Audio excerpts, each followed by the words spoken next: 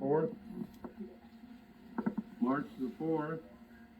We just got your letter today.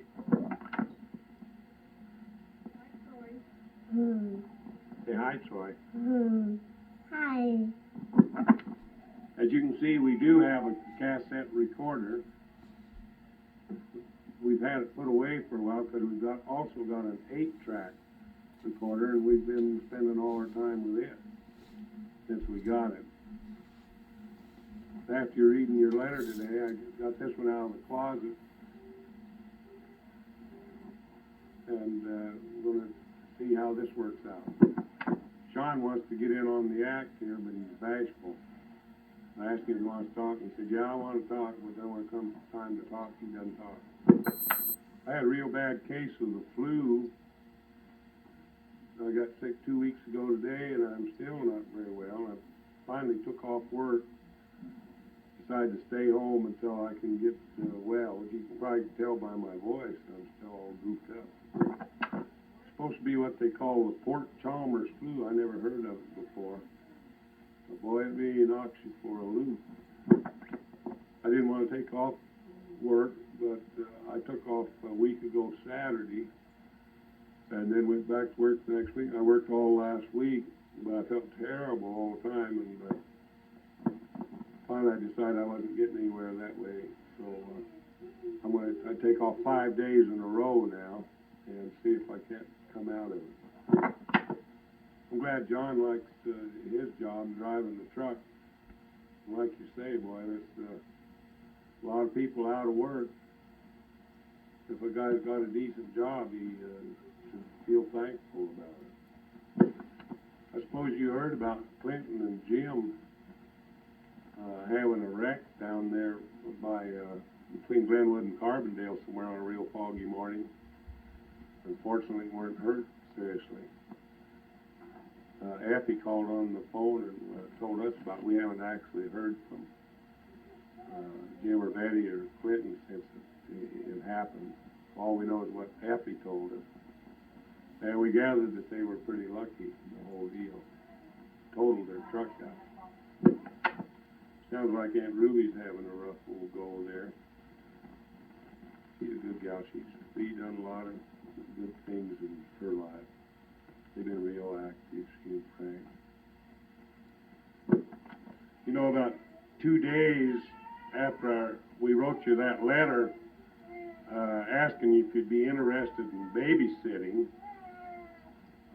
we got a phone call from Effie and was talking to her about it, and she had already got a hold of her mom in Craig, and her mom and Dan are going to come down to Rifle and stay there and take care of her kids while Effie goes. And of course, the only reason we mentioned having you go to Rifle was because we knew Effie wouldn't go with us or go anywhere unless she knew that there was somebody there responsible that she could trust with the kids, and we knew you would be good for that. Anyhow, then this put a whole different light on it, see, and so we talked over, and I said, well, the thing to do now would be to call and ask Carole and John if it would be okay if we brought Sean and Matthew up there to Brighton and have you take care of them there, and see if it was okay with both of you guys. And so then we decided we'd just wait until I heard from you and see what your response was to the whole babysitting idea. I didn't want to push you into come up with another idea when actually I didn't even know whether you'd be interested in babysitting either place or not, you know.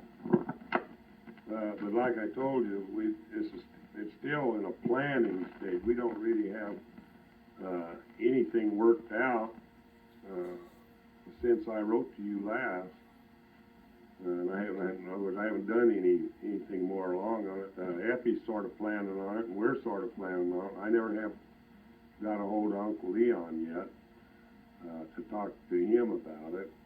And of course, we would probably still go whether he wanted to go or not. He would want to go, I know, but his health and his condition, I don't know whether it was going to be allow it, especially this year or not, because he wasn't in too good shape when we were there last fall, and another year might not do him a bit of good. I don't know. His big problem is his eyesight. He can't see at all out of one eye, and he's got a very limited, narrow range of vision out of the other eye. He wears a contact lens and thick lens glasses besides there, and well, you can see, you know, to go around and get around and all this and that, but as far as being able to see very good, the truth is he doesn't. But another reason that we were interested in asking Leon about it, he doesn't really have too much interest, things to keep him interested anymore, or anything to look forward to, because he can't drive, of course, anymore, and he doesn't like to get out and walk like some guys might want to walk 2-3 blocks down to the corner store or something like that, but this doesn't turn him on, and he's a little bit afraid to get out like that, especially on that street that they live on. And you know, Vern works all day, and he's there all by himself with the 2 dogs all day, and really all he's got to look forward to is when he dies, which is nothing great to look forward to. So we kind of thought maybe if we get in touch with him before long and mention this to him and ask him if he would be interested, and if he thought that he could actually do it, it would give him something to look forward to. I don't blame John for not wanting you to be away from home this long. Blame him a bit. I'll be glad to see this winter get over with. We haven't really had a severe winter, but it's just been a long time, and we haven't had many nice days this winter, practically none, but it's getting pretty nice now. Yesterday and today was sunshiny, and where you could be outside without thinking you were in Alaska. Who you got in the deal on that windstorm you tell about when you went to the store with Troy? Well, I've seen the wind like that. It blows here like that sometimes, too. It blows the limbs out of the trees. And it blows the roofs off of some buildings and sheds sometimes. And you really get with it. Sadie says come and see us tomorrow the next day if you get time. Sadie says she's really looking forward to vacation. She's not out of her mind with these 2 brats. But they'll be little angels when you're looking after them, I'm sure. That's too bad you lost track of Bill Craig, the idiot. I wonder where he went now. Wouldn't be surprised that he's left Denver again and gone someplace else. Wonder if Frank or Ruby would know where he went. Probably not, because he never was very good about informing them. Ruby always worried about him where he was, and he never did write and tell her. She was always writing to me and wanting to know if I knew where he was. And I hadn't known where he was for 15 or 20 years.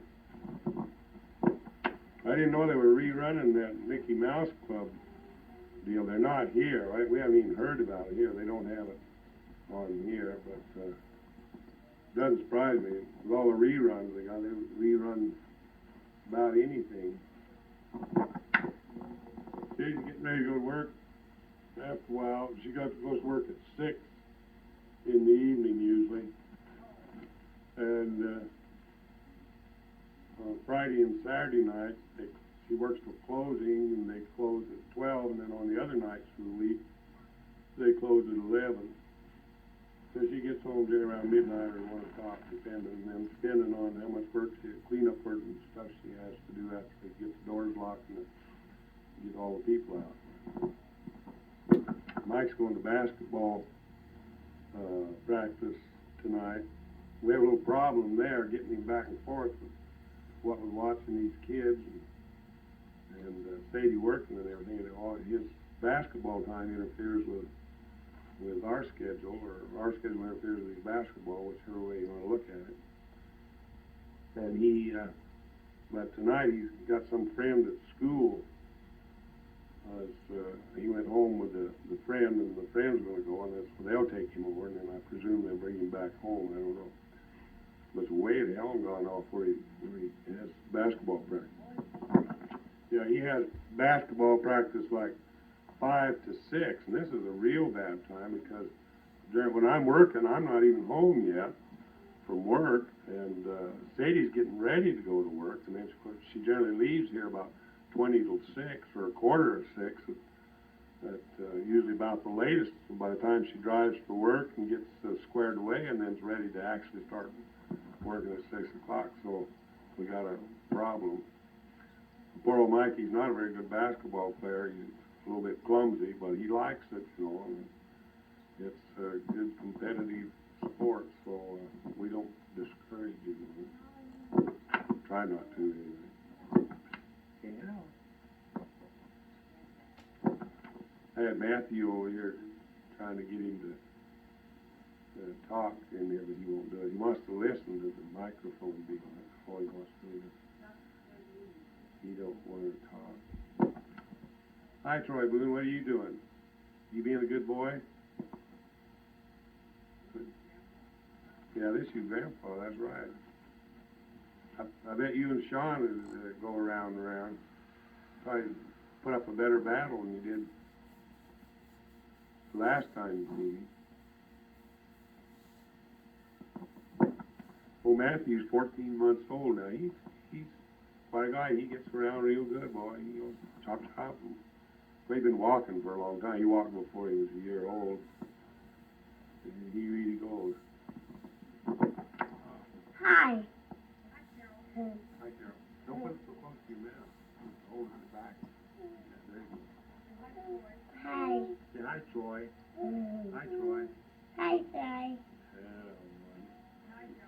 Hi, Dad.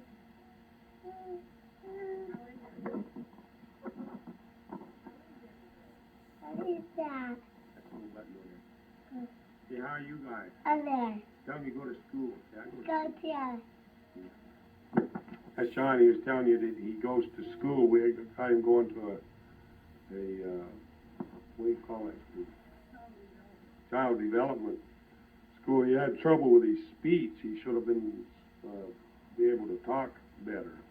And our doctor recommended we take him down there, so we did. And he's been going down there about 3 months. He goes 3 days a week, Monday, Tuesday, and Friday. And I don't know whether it's helping him or not. I don't think it's doing him any harm. And, the very idea of mixing with the other kids, other little kids and all, is always good, and, you know, prepares them for school a little better and all that. So we think it's a good deal for him. He still doesn't talk very good. I can't. He's improved a lot, but I don't know whether it's because of the school or whether he would have improved that much anyway. You know. Oh yeah, Sadie said, tell her how much weight I lost. I lost about 17 pounds in 2 weeks. A hell of a deal. I weigh 195 pounds. I don't know. That's the least I've weighed for years and years. I don't remember when I weighed under 200 pounds. I've been weighing about 215, 217 most of the time. You're talking about you and John. You like Sadie and I, you hardly ever get to see each other. You guys, I think, even more so. What do you do all day while you're there? Did you ever get any of that babysitting? You was talking about that you might see if you could babysit. Was wondering whether you did or not. Hi. Hi. Say hi, Troy. Hi, Troy. Hi, Timmy. Please don't pay me. Tell him you're going to come and visit him one of these days. I'm going to come and visit you on vacation. You will take vacation. coming on vacation.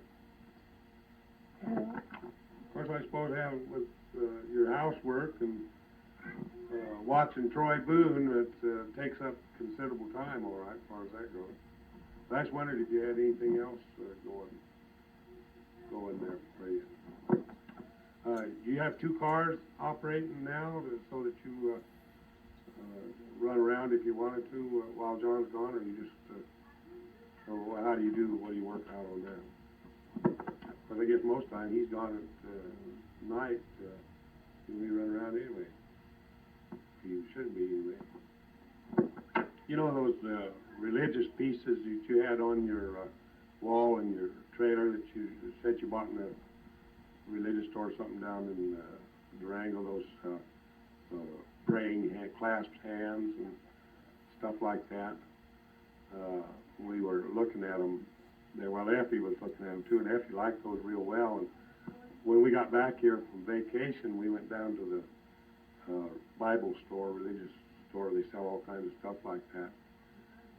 And we bought her a couple of them. We bought her the praying hands and another little deal, and sent them to her at Christmas. And she really likes those. That'd be nice if you could come and visit us one of these days. Always got a standing invitation if you can ever work it out. Bree isn't that far up here. You know, if a guy can get away, if you got a little time, he can get away, but we understand how things go. I got a letter from Lynn about a month ago now, and I just answered it today, this morning. And she's looking forward to vacation this year, and as far as she knows, tentatively anyway, she's coming up here to visit us a few days. Her vacation's from June the 20th to July 6th. So she'd be up here sometime during that period as far as the way her plans are going now. We don't see that George Haney's much, hardly ever. Maybe once a year we see him, besides just him driving down the street or something. They're real busy. George is real successful in the real estate business. He's got the top office for sales in Twin Falls the last 3 or 4 years. And they're really making a lot of money, but they both spend practically all their time and working or in the office. Ruth spends a lot of time in the office. Brooke Haney got married November the 9th. They got married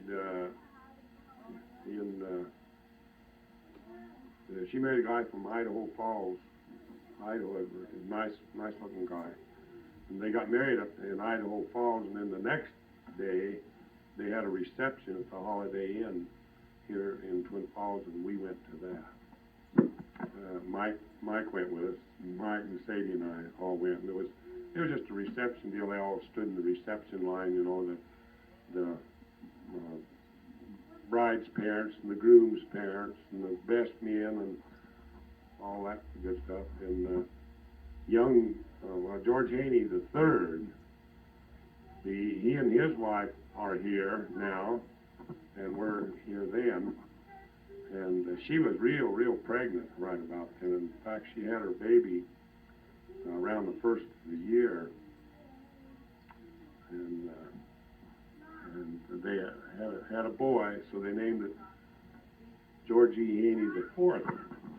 So this is a thing that'll go on forever, and there's no end to it. A thing like this could get out of hand, and the first thing you know, half people in the world will be named George E. Haney the 1000th or something, on and on. No, I'm just kidding. Pam Haney's living in where, San Francisco, I think. No, Sacramento. And she's a buyer for a chain of department stores. It's I don't remember the name of it, but they're in California and Nevada, I think, is about all. And I think they have 8 large stores. She was telling me, and she's one of the buyers. She has a real good job. She's never got married. Hi, how are you two today? You ought to see these two eating Oreo cookies, if they aren't messy. Yeah, that's quite a guy. He's getting pretty big. He stands up for himself these days. We got a good situation going here. The people who live next door are not too neat, and they got a little baby that's still in diapers. Well, she walks around, but she's still in diapers. And so she uses deals like Pampers or Kimby's or whatever you want to call them all the time. That's all she uses. And when she soils them, she throws them out the back door on the porch, or she got an open can out there, and if they happen to hit that, that's fine. But then the people live kind of across the street. They got a mongrel dog that spends all its time dragging stuff around the neighborhood, and its favorite thing is go over and get these diapers and haul them over, and most of them wind up in our yard. Well, Sean, he calls the dog his dog, which is a misnomer. Oh, Elsie Garcia's sister Irene's come up to stay up here with Elsie and what's her name, Susie Sutter. She wanted to get out of Craig there, which I didn't blame her. She's about 7 months. She's gonna have a baby in about around the 1st of May, probably.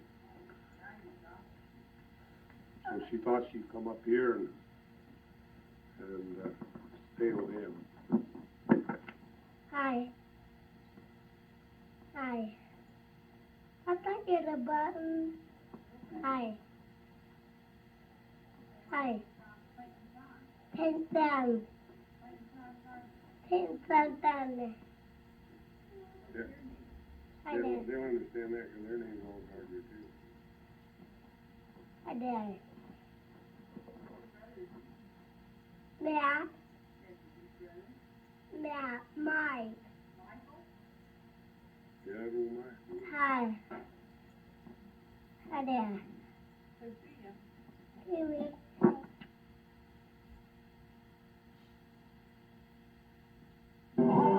Susie Sutter stopped by after she got off work last night for a few minutes and did laughing at old Matthew. When he starts walking, he kind of he leans forward and puts his arms both back, and then he goes like he's going to fall on his nose in a minute, and he goes real fast, but he doesn't. She said he looks like a penguin walking. Well, Mike's got a hamster, but the goofy thing doesn't have much personality. All it does is cover up in one corner of its cage and hide all day. Of course, they're a nocturnal animal anyway. They sleep all day and wander around at night. But he had another one, and it was a better hamster, really. They're both males, but the other one, it was more active. There's a wheel in the cage, and he worked on the wheel quite a bit. And Mike could take him out. He wouldn't bite him or anything, and he'd play with him on the bed. He'd run up under the covers and stuff, But this one's different. He don't use the wheel at all. And he's just lazy, and he doesn't have any personality. All he does is make a mess in there. Oh, I was going to tell you the other one that he had. One day he went in there to check, and it was gone. It had lifted up the little the door on the cage, and was long gone. And so, and then after that, we got this other one now. We keep a clothespin on it, so he can't raise. Never thought about him raising that door up. It was just a little drop door, You just raise it up and drop it back down, and nothing to keep it down but gravity. And somehow he got her up. And he was long gone. I told Mike as soon as I discovered it, your chances of finding him are practically nil. You have one chance in a million. This was true. We never seen him or heard of him since. We thought maybe he'd write when he found word. We haven't heard any words yet. Hi. You already said hi. Say something else. Say say, how you doing there, Troy Boone? How are you doing? How you doing, Troy? His name's Troy. Hi, Troy. Yeah, that's right. Hi, Troy. How- Three, 3? Say, how old are you, Troy? 2, 5. He's a whole bunch, huh? He's big enough, no matter how old he is, he's big enough. Hi, Dad. I just looked out the window and there's 3 or 4 or 5 more of the next door neighbor's diapers that's turning about the dog drug board. A whole bunch out there, 2 or 3 there and a bunch out there. He's the cockeyed dog. He likes the kind with crap in him better than any. That's the kind he brings home. You know. I just now gave a minute ago I gave Sean the picture of Troy Boone who was out here Smith, taken in December 74th. So he's been looking. He's real interested in that. And right away he spotted that Troy's got a chair, sitting in a chair just like his. We got one of those chairs for him exactly like that. And boy, he spotted that right off the bat.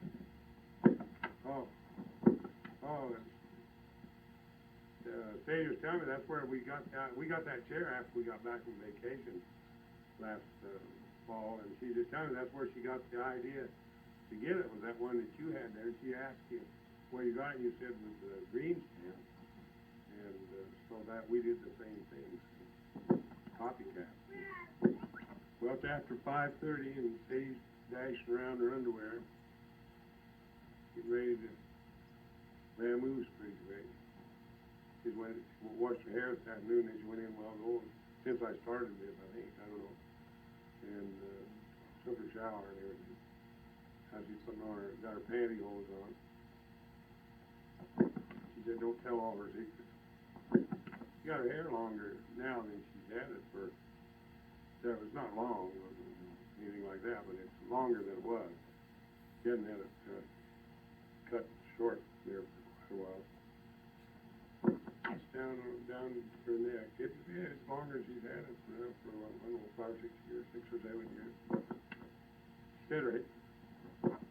She had her hair curls, you know, and that's why these kids get their curly hair.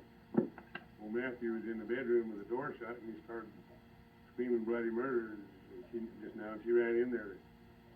She was married. You can't find any visible means of maltreatment or anything. I don't know what happened to him. Probably pinched his finger in the door or something, or hurt his feelings. Pretty easy to hurt his feelings. Jade said to tell you I'm almost bald. You probably already know that.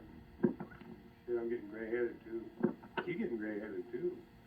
She said she's got more gray hairs than I got. She got more gray hairs than I got hair altogether.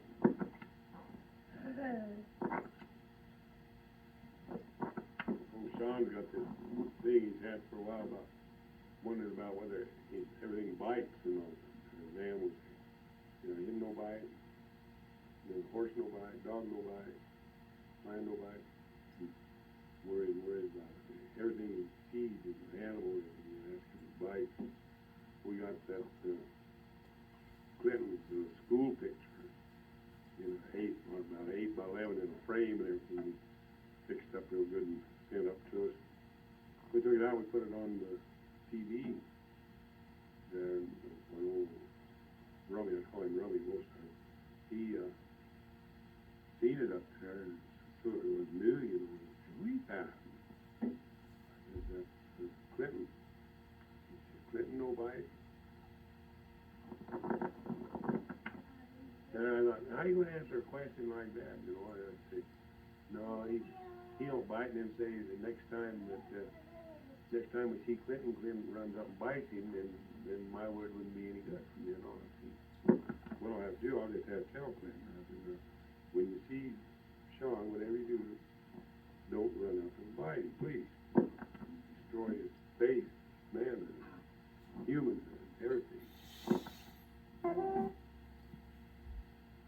I'm not sure how much time I got left on this tape. It's getting down pretty close to the end, I know that. I was going to tell you goodbye and love and all that good stuff, you know, in case it runs out in the middle of nowhere. You wouldn't think that I neglected to do that as far as, you know. work, and here I'm here babysitting with the two youngsters. But they're pretty, in fact, a lot of times they're better, when baby's gone than when she's here, which is typical of many kids as far as that goes. Their very worst side comes out around their mother, because they know that, cause they get away, usually they get away more with mother than anybody else in the world, and somehow they know that. When they changed this, daylight saving time the other day, they really made quite a difference in the evening. Already in the evening quite long, when it was at 6 and the sun's quite a way, bright as can be out there, you know.